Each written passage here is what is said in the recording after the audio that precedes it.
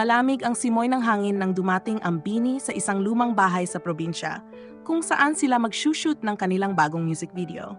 Ayon sa production team, ito raw ang perpektong location dahil sa gothic na arkitektura at eerie na ambience. Ang creepy naman dito, bulong ni Sheena habang sinusuri ang paligid. Ang bahay ay may makapal na alikabok, mga sirang kasangkapan, at mga lumang larawan ng hindi kilalang mga tao. Guys, huwag kayong matakot. Isipin nyo na lang na parang set lang to ng horror movie, sabi ni Joanna, pilit na pinapakalma ang grupo. Nagumpisa silang maghanda para sa shoot, ngunit hindi nagtagal ay may napansing kakaiba si Maloy. Narinig nyo yun? Tanong niya, nakakunot ang no. Sagot ni Aya, parang may bumubuong sagot ni Maloy na tila kinakabahan, napatahimik ang lahat. Maya-maya, isang malakas na kalabog ang umalingaw-ngaw mula sa itaas ng bahay. Wala namang ibang tao dito, di ba? Takot na tanong ni Colette. Baka daga lang yon, sagot ni Stacy, pero halatang kabado rin siya. Nagpatuloy sila sa shoot, ngunit unti-unting lumalakas ang presensya ng kung anong hindi nila nakikita. Sa isang eksena kung saan sumasayaw sila sa gitna ng sala, biglang naputol ang musika. Kasabay nito, namatay ang mga ilaw. Ano to? Bakit biglang namatay? Sigaw ni Gwen, habang kinakapa ang madilim na paligid. Naglabasan ang mga cellphone flashlight ng grupo. Ngunit sa liwanag na dulot nito, may nakita silang isang refleksyon sa antigong salamin. Isang babaeng may mahabang buhok, putlang mukha at walang mata. Sabay-sabay silang nagsigawan at nagtakbuhan palabas. Ngunit sa kanilang pagmamadali, napansin nang nawala si Mika? Nasaan ka? Halos sabay-sabay nilang sigaw. Isang malamig na hagod ng hangin ang dumaan sa kanila. Mula sa itaas ng hagdan, nakita nilang nakatayo si Mika, pero hindi siya gumagalaw. Ang kanyang ulo ay bahagyang nakatungo at tila may bumubulong sa kanya. Lumapit si Joanna ng dahan-dahan. Mika, umalis na tayo. Biglang tumingin si Mika sa kanila, ngunit ang kanyang mga mata ay hindi na ang dati niyang mga mata. Maitim ito, walang puti, at sa kanyang mukha ay isang hindi pangkaraniwang ngiti. Hindi niyo na ako maililigtas, malamig niyang wika. Tumigil ang buong grupo sa kinatatayuan nila. Hindi nila alam kung lalapitan si Mika o tatakbo na lang palayo.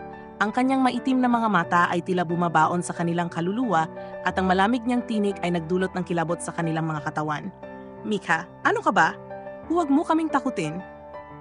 Nanginginig na sabi ni Colette. Ngunit hindi sumagot si Mika. Bagkus, nagsimula siyang humakbang pababa sa hagdan, mabagal at parang wala sa sarili. Bawat yapak niya ay lumilikha ng tunog na parang lumang kahoy na unti-unting nabibiyak. Biglang may mahigpit na humawak sa braso ni Aya. Tingnan niyo yung salamin, bulong ni Stacy. Lumingon sila sa antigong salamin sa tabi ng hagdan. Hindi nila nakita ang refleksyon ni Mika. Sa halip, isang kakaibang nilalang ang nakatingin sa kanila mula sa loob ng salamin.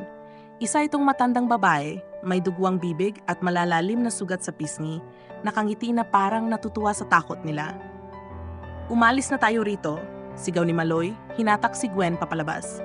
Ngunit nang subukan nilang buksan ang pinto, hindi ito gumagalaw. Sinubukan nilang kalampagin, pero tila napako na ito mula sa labas. Hindi tayo makakalabas, umiiyak na sabi ni Sheena. Maya-maya, biglang bumalik sa normal ang mga mata ni Mika. Napahandusay siya sa hagdan, parang nawala ng lakas. Agad siyang nilapitan ni Joanna at niyakap. Mika, anong nangyari? Tanong niya. Nanginginig. Hingal na hingal si Mika at tila hindi alam ang nangyari sa kanya. May bubulong sa akin.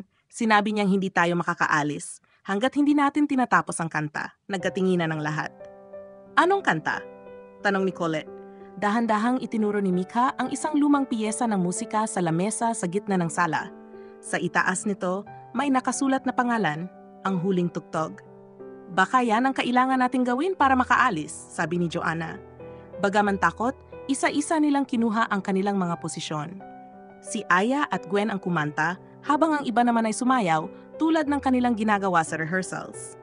Habang tinugtog nila ang lumang piyesa, nagsimulang lumamig ang paligid. Naramdaman nilang may mga anino sa paligid nila, tila nanood, ngunit pinilit nilang tapusin ang kanta. Habang lumalapit sa dulo ng piyesa, dahan-dahang namatay ang hangin sa loob ng bahay. Sa huling nota ng kanta, biglang bumukas ang pinto. Tara na! Sabay-sabay silang nagsigawan at nagmadaling lumabas. Sa paglabas nila, agad nilang isinara ang pinto. Napaupo sila sa damuhan, hingal at gulat. Hindi na ako babalik dito, nanginginig na sabi ni Stacy. Nagkatinginan sila at sabay-sabay na tumawa, isang halakak ng ginhawa. Alam nilang may hindi paliwanag na nangyari, ngunit ang mahalaga, ligtas silang lahat. Sa kanilang likuran, marahan